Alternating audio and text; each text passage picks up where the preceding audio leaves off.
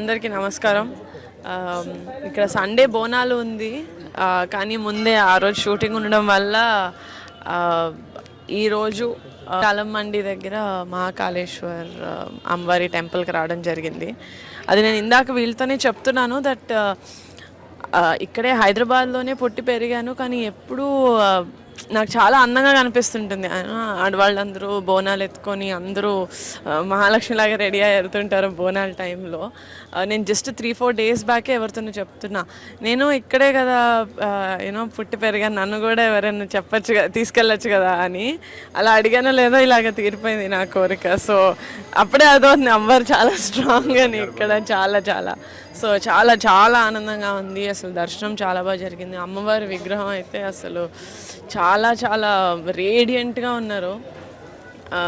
చాలా మంచిగా అనిపించింది ఇప్పుడు దర్శనం చేసుకోవడం. అండ్ మళ్ళీ మళ్ళీ దర్శనం అవ్వాలి అని కోరుకుంటున్నాను. So thank you so much.